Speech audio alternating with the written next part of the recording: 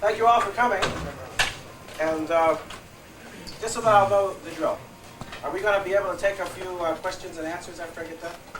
That's fine, great. Good. I always like to do that. See, that's the interesting part for me after I get done speaking, because by and large, I know what is on my heart, and then when I stop and you get a chance to talk to me, I can find out a little bit of what's on your mind. And what I want to talk about today really has to do with why somebody like myself, who is ostensibly engaged in various and assorted things in the public arena, would be talking to you and coming back to talk at the prayer breakfast, and what significance that has for us. You know, why should Americans pray? And I mean that advisedly. I don't mean why should people pray.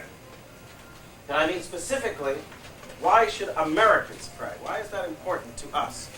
It's important to everybody, but I think that as a nation, as a people, we actually have a greater urgency about prayer, a greater urgency about our relationship with God, and that in our capacity as a people, than might be true of any other people, if we think it through. Because what we are as a nation is especially constituted by certain ideas.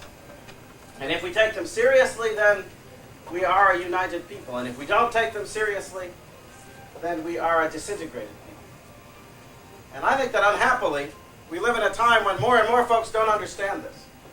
They really believe. You listen to folks who talk about the American dream, and you look at the newspapers and the news magazines and all these things coming at you with ideas about what the society is about and what it's for and what we are pursuing as a people. And very often it's all put in these materialistic terms. And we spend our time talking about the money and the jobs and the toys and the houses and the cars and all of these things that in a material sense we can somehow garner in this society. And it's presented to us as if that's what our life is about. This is what it means to be an American. But in point of fact, that's not true. I'm struck more and more as I go around the country by the truth of the diversity of our people. That we are of many backgrounds, races, and creeds. We are of many shades and hues. We are, even these days, of many accents from all different parts of the world. It's hard to put your finger on what makes Americans one people, one nation. It certainly would be hard to put your finger on it if all you look at is the question of the materialistic things we may have in common. Because there aren't that many of them. At the level of those material judgments, our differences overcome anything we might have in common.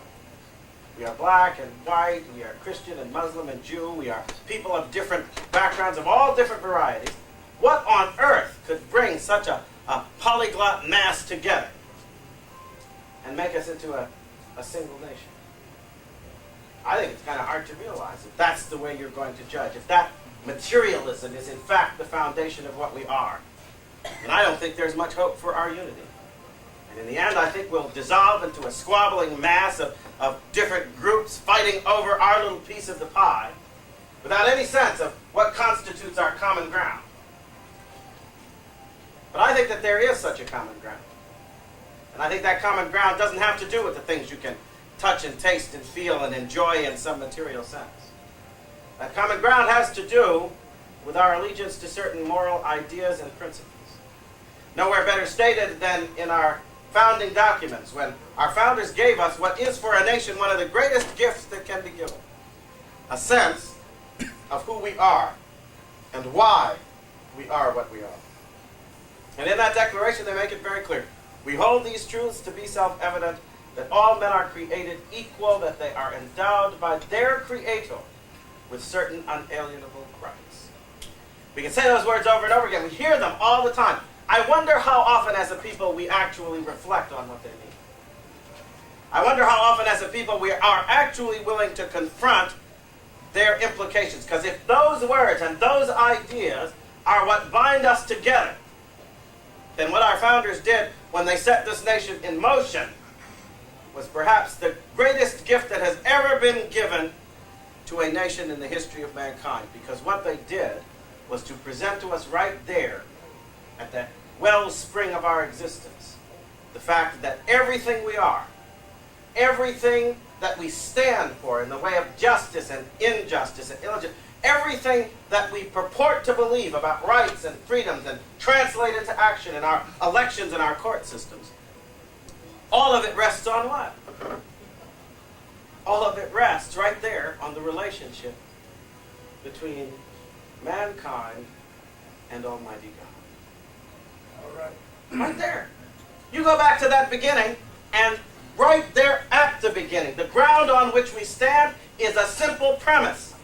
There is a God, and He has endowed us, when He created us, All right. with our dignity and our freedom and everything that is the foundation of our sense of justice and right and integrity. And if those principles are indeed the principles that make us one people, then the premise on which that unity rests is indeed the all-powerful unity of the Creator God. Okay. That's where it comes from. And then you step back and you say, well, why should Americans pray? How could a nation based on such a premise, how could a nation based on such a principle survive without prayer?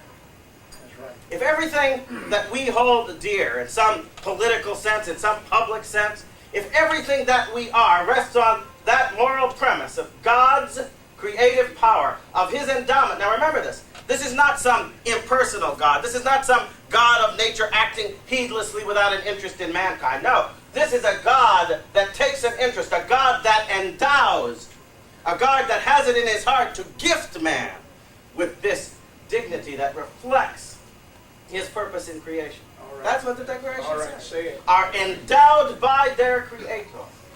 Not in some mindless act of chance or fortune, but in that conscious, willing act of His divinity. He looks at the condition of man as He has set it forth and sets at its heart, as its essence, these unalienable rights that we make the foundation of justice. You know what that reflects, of course? That particularly reflects, I believe, the premise of Christianity. All right. God so loved the world. That's right. God's interest in the world is not an abstraction. It is a particular interest that He takes. Yes. An interest that He takes to such a degree that in the way that He constituted the whole of things, He gave us this special spark which reflects His divine will, that constitutes in each of us an inviolable essence of worth and dignity. But an inviolable essence that also, and this is something we tend to forget these days, demands respect of others, but also demands that we respect that which is of Him in ourselves. All right. That's what the word unalienable means. Lots of people don't realize this, I think. They think that unalienable means nobody can take it away from you. That's not what it means. Unalienable means that you have no right to give it away, that you have no right to surrender it, that it constitutes an endowment which you also must respect. But what does that mean? It means that the Creator God makes us what we are. He endows us in His love with this essence of human dignity, but He also, in that act, puts upon us a responsibility to Him. All right. A responsibility to Him requiring that we understand His will and authority, as requiring that this gift which He has given be respected even by ourselves. So that the gift of freedom comes with what? With that gift which is responsibility to God. And I think sometimes in our time we have forgotten this. You know why? We forget it because that's the part that in the ears of many people doesn't sound so much like the freedom that they're being offered by the false prophets of our time. That's a freedom that knows no constraints. It knows no responsibilities. It acknowledges no authority higher than itself. It acknowledges no will but its own. And it sets up that will, that selfish will, as the be-all and end-all. But that isn't the ground on which this nation rests. The ground on which this nation rests acknowledges that in the very essence of freedom, there is a requirement that we acknowledge the constraints upon our exercise of that freedom required by respect Almighty God. All right. And I think that part of the reason, of course, that this licentious idea of freedom gains currency these days is because people actually think it's going to lead them to some greater fulfillment. That they'll be able to remove all the obstacles out of the way of their desires and their passions. But that's where I think we have, unfortunately in this time, begun to accept an idea of freedom that fails to understand what lies at the heart of real liberation. And so, following this false idea of freedom, what do? We end up being enslaved to our passions. We end up rejecting that ground of freedom which God has prepared for us, and instead turning ourselves over to a harsh necessity. A harsh necessity which binds our will to doing those things which end up destroying us. Can't you see the consequences of this all around us today? This licentious concept of freedom at work in the world in such a way that people are turning away from their obligations to family, turning away from the real nature of spousal love, adopting an idea of sexual relations that has at its heart a corrupt licentiousness that destroys the real happiness and joy that God in his plan lays out for us in our family relationships. And the harsh consequences are everywhere. Now, everything in the society is being eaten up by this. And you read the newspapers and you see, especially in that mirror of the future that our young generations hold up to us, you see, I think, a harsh judgment brought against this concept of freedom. A harsh judgment in the lives of the young people that are bleeding themselves out into the streets right now as we speak. People who are engaged in crime and drugs and other acts of self-destruction. Young women who are getting pregnant in their teenage years because they are being abused in their persons by those who no longer have any respect for their God-given dignity. And of course, the lives of children, ravaged by the abandonment of fathers and the heartlessness of mothers who are being told that, in fact, that child's life is not something constituted in its intrinsic worth by God. It's rather something the humanity of which is constituted by their will, their choice. Mm-hmm. See, this worship of choice. This word that's supposed to ring so freely in our ears that choice conquers everything. And in the case, of course, of the abortion movement, what does that mean? It means that choice will conquer obligation. Choice will conquer the principles of justice that require that we respect human life. Choice will conquer even the will of God, because it is God's will that, according to that very declaration, determines our humanity. And yet, in this doctrine of abortion, what are we saying? We're saying that a woman gets to substitute her will for that. All right. The child is human if I say it's human. If I want it today, that's a human life that must be respected. If I don't want it, it's just cells that can be flushed down the toilet. Say it. What are we doing then? Make it plain. What we're doing is we are placing the will of the woman in place of the will of God. We are saying that she makes the difference between the human and the non-human. That she constitutes the humanity of the child. But right there in the words on which our spirit is to be founded, it is said that not man but God created. Yes, sir. Not man but God endowed. Yes, sir. You know, and if that's the case, how can we say that it is the woman who makes a choice which constitutes the humanity of her nascent child? It's not so. And at the heart of this lie that we're setting up is what? Well, at the heart of it is something that is going on. It's going on rampantly in our society now. I get it all the time. You know, there are people out there who would challenge what I'm saying right now and say that I have no right to say these words and so forth and so on because I'm imposing my religion on someone. The truth of the matter is, however, that I didn't write the Declaration. I didn't send all those folks out who have, over the centuries of time, sacrificed themselves for the sake of those principles.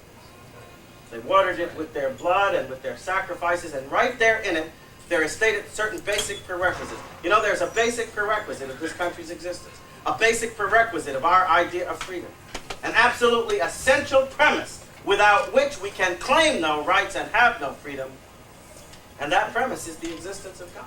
All right. But what we're doing in this society now, in every quarter, is we're trying to say, no, we don't need that. We can somehow get along without God. And so their notion of separation of church and state has become a notion that banishes the idea of God, the concept of God, the truth of God from this society's existence.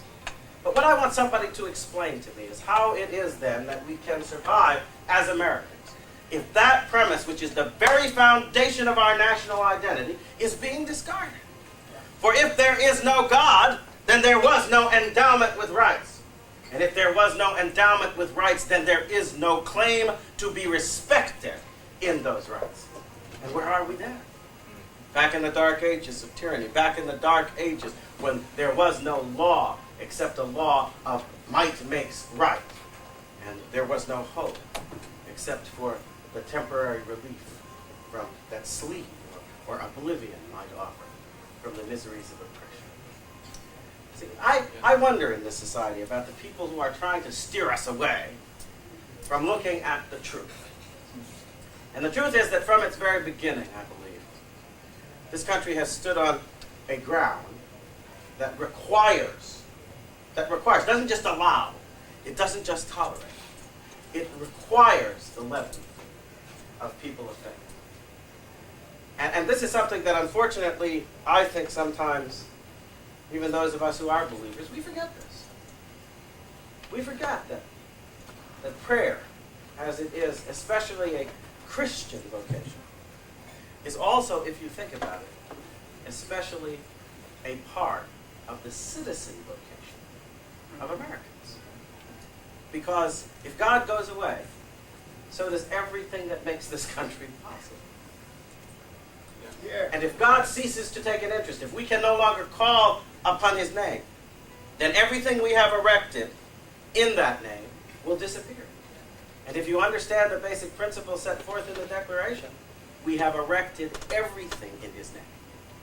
Because that which is supposed to be our most precious public good, this freedom that down through the years we have sent folks off to die for and struggled in the streets for, this freedom is founded on God's name.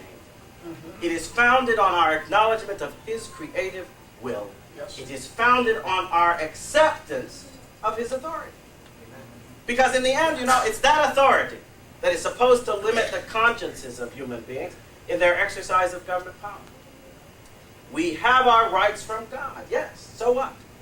You see, if you don't take the next step, then the fact that you have your rights from God wouldn't translate into government by consent and elections and all this. That premise that's necessary is our rights come from God and must be respected out of respect for the authority of God. Yes. Kill the respect for that authority and you have killed the idea that governments or anybody else have to respect the rights of human beings. That's why I don't understand. This morning I was on the radio and a lady was talking to me about this whole abortion thing, and she was going on at me about this right women have, and men can't take away this right, and so forth and so on.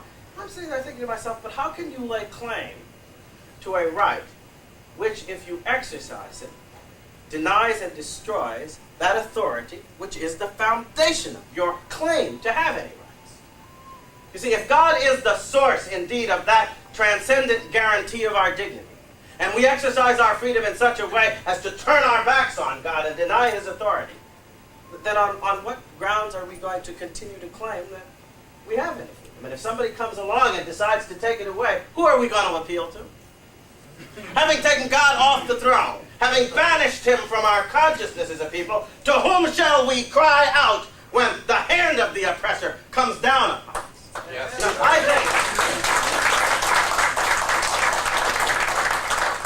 and for me, I'll tell you, this is a lesson that comes from everywhere, but it comes to me especially through the history of my people in this country. Yes. Because black Americans, in the midst of the oppression of slavery and so forth, what did they do? And in what did they find, at the heart of this oppression, a path to liberation, to peace, to dignity that was real? You go back and you read the history of black Americans, and in spite of all the oppression, there was still a sense of moral probity, still a sense of attachment to family, still a sense of hope that beyond it all, the immoral injustices of this world could still be overcome. And why? Because at the heart of it there was that faith that if you cry out to Almighty God, He is a God of justice. Yes, sir. And in his justice, he will reach out his hand and he will give you the strength and the inspiration to keep alive that kernel, that spark of his divine will, which is, if we acknowledge it, in each and every one of us, to do his will. Now that was the secret, in fact, of retaining human dignity and resisting the dehumanization that was so much a part of the slave system and what came out. But there is a lesson in this for all of us. And it's a lesson that is, in fact, embodied there in our great Declaration of Independence. As I know, people talk about the American dream. This has been a word they use, right? This country is a dream, and individuals have a dream. I wonder about this. Because if you go back to the beginning, and you look at those words in the Declaration, it seems to me that America is not so much a dream as it is a prayer. But what is a prayer after all? A prayer is the acknowledgement of God's existence and the acceptance of his authority. A prayer is the reaching out for our strength from his strength and the acknowledgement that for all our good things, we rely upon his power and his will. And right there in those words at the beginning of this country's history, there is what? There is an acknowledgement of God's existence. Yes, yes. There is a declaration that the heart of the most important public good we acknowledge is in fact reliant on God's will and God's authority. America is not a dream. It is a prayer. Translated, of course, into words that are not only words of the mouth, but words of the heart, and words of the spirit, and words that walk through the years of our history to become the dedicated acts of those men and women who, acknowledging God's will, sought to perfect the imperfect justice that we had begun to establish in this land. And we still are at it. But that's why it's so important that we don't listen to all these people who tell us that somehow or another the moral concerns and the prayer and the nurturing of the Spirit are things that have nothing to do with our vocation as citizens. If what we see here is true, then at the heart of our vocation as citizens is our vocation as Christians. Because at the heart of our vocation as citizens is that need with all the fervor in our hearts to do what we must to retain within this land that essential acknowledgement of our utter dependence on God. And that's something this country can't do without. We're trying to do without it now. And as a result of trying to do without it, we're destroying ourselves. We are trying to do without it now. And as a result of trying to do without it, we are destroying our families. We are trying to do without it now. And as a result of trying to do without it, we are watching our children and our future destroy themselves. And there will be no turning around. There will be no fix it with the budget. There will be no restructuring of the tax system. There will be no restoration of federalism that by some magic hand will solve and resolve the crisis we are in if we do not find it in ourselves to turn our hearts back to that which is the source of all justice and all freedom in this land. If we do not find it in ourselves to turn our hearts and this nation's heart back to the God acknowledged at our beginnings as the source of all that we hold dear. See, that's where these things come together. And I know that there's a great effort in this society now to somehow try to pretend that you have a Christian vocation over here and that you have an American vocation over here, and the two can't meet and the two can't mix.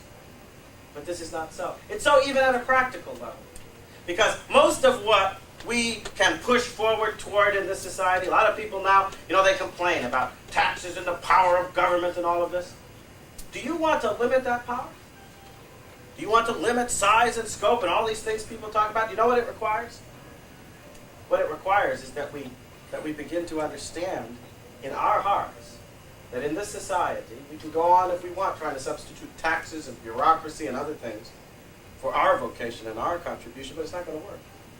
See, for years now, we have been trying to get the government to do what only we can do. Mm-hmm. We have been, it's as if in Christ's account of the story of the Good Samaritan, you walk by the ditch. You know what we would do these days? There's the Samaritan, there's the man who has been assaulted by robbers, right? And we're going by, and what do? In our modern mentality, what do? What we do, we don't ignore him, by the way. I will say this. We are sufficiently influenced by the truth of the gospel that we don't just pass by and ignore him. We take a good hard look, and we conclude, this man is suffering, he's in trouble. Then you know what we do? We resolve with ourselves that when we get to town, we'll report it to the police. We put the load off on government. We act as if that's Caesar's business to take care of this man. And you see, that isn't what Christ said, is it? Christ didn't say when you see the man lying in the ditch, what you do is go and report it to the police. What you do is go and see if you can get somebody at the welfare agency to lend them a helping hand. Yeah. No. Christ said that you go into the ditch and you pick him up and you put the coat on his back and you put him on your donkey and you take him into town. And you find a place for him to stay and you give the money to make sure he is nursed back to health. The charity, the love that is the greatest of these, is not a love that you can buy with your tax dollars. It's a love that you must show in your actions and your love toward one another. All right. And if as Christians we put that burden off on the government, we have made a lie of our Christian vocation. Yeah, I would tell people, in a world where there is indeed a living and spiritual Christian community, you shouldn't need a government welfare system. That's right. Christians ought to be the welfare system. And they are a welfare system that isn't going to send a check and forget what happens to your soul. No, because the most important help they want to give is the help that will pray you back to health and pray you back to family and pray you back to right and pray you back to God. And that's what's missing. The bureaucrats won't do that. That's right. You'll have to do it. So if we really want to restore this nation to its right health, we'll have to remember that at the heart of our American vocation, there is truly our Christian vocation. For it is in heart shaped by that Christian vocation that a true liberty can be born. As Paul says in Galatians, not the liberty to indulge all our passions. No, that the liberty to live out in our lives that example of Christ, which is submission to God's will. The sweetest discipline, the greatest discipline, the discipline that in fact does indeed make freedom into a blessing rather than a curse. Now, and this is a lesson that we're going to remember in this country. But we also as Christians have to remember that we are the salt. And we are the saltness of the salt. And we are the leaven in this world. And if we do not, in our lives, lead our nation by our Christian example to the right understanding of freedom, which is self-government and self-control and self-discipline as we give ourselves to the authority of God, then this nation will never come back to heaven. So there is in the end no contradiction between what we must do as citizens and what we must do as Christians. For in the case of both, what we must do is fall down upon our knees in our actions, in our hearts, in our lives, and submit ourselves to the loving will of Almighty God, and acknowledging His existence and accepting His authority, find out the truth of what freedom can mean and truly should mean in this land of the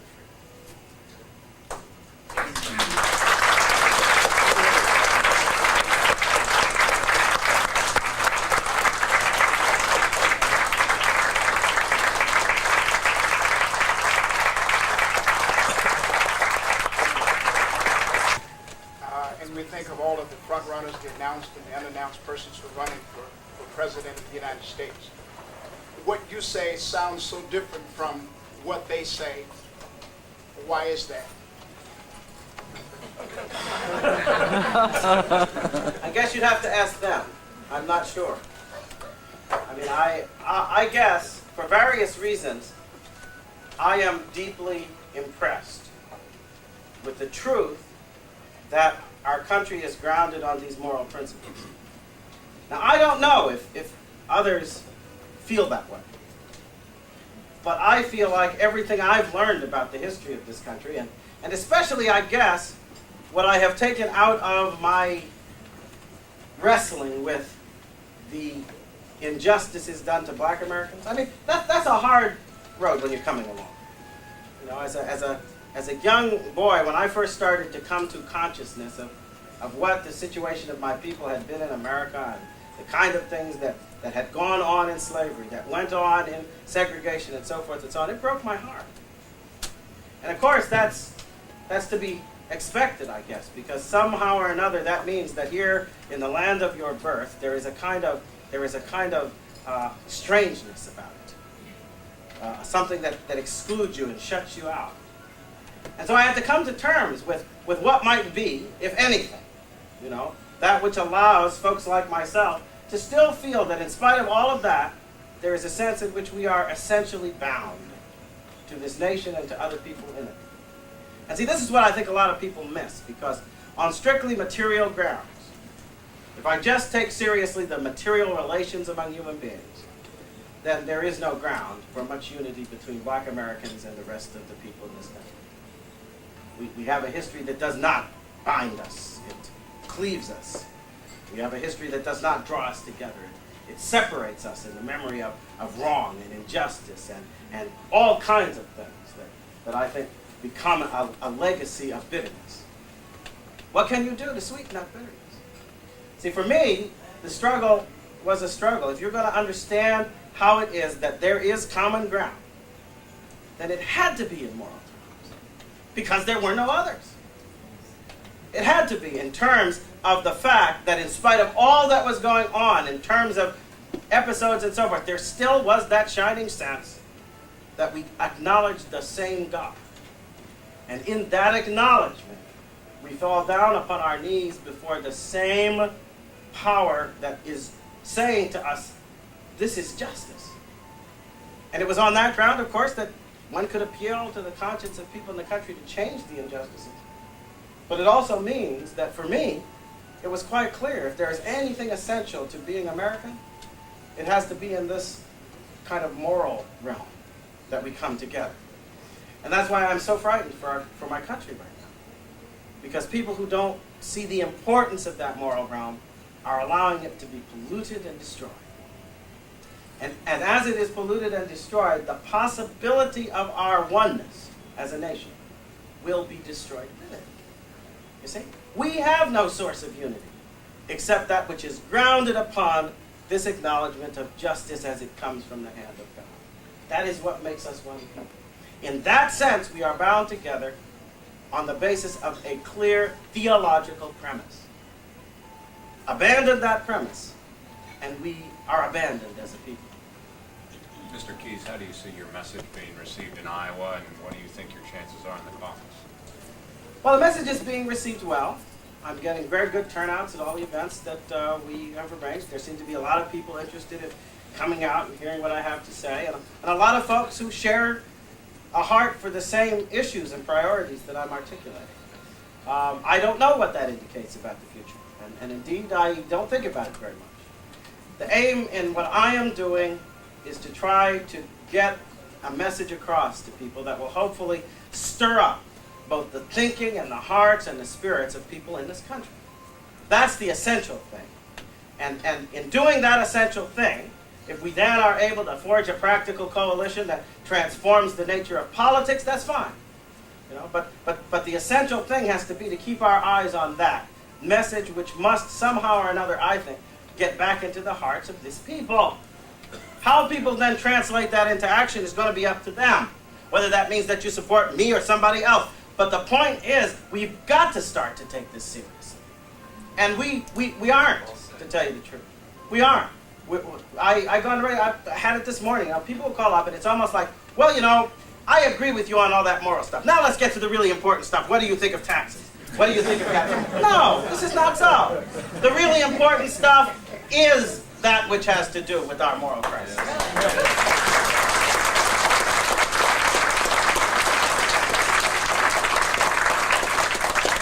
Follow up on that then.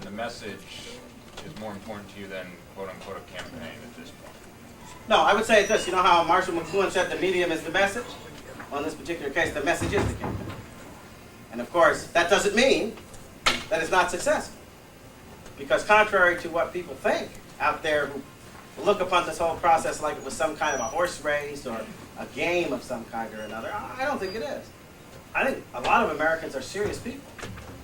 And I think they know that in the course of the next little while, we will be deciding the fate of this republic. The reason I ultimately put my hat fully in the ring here had to do with that. Because we got letters and we met people. And I'll tell you, there is a grief, there is a heartbreak that is in this country among people who love America and who have lived with a certain sense of what America was and lived their whole lives this way. And then awakened and found that the country that they love is somehow deteriorating and decaying, and the things that make it good are being lost. These are the folks for whom I am trying to speak. And I don't think that it's a foregone conclusion that they are not the majority. I think they very well may be. And it may be a little bit of work to awaken everybody to the fact that there is something that can be done. But I think that there are a lot of people in this country who share this broken heart and who would like to see it mended somehow.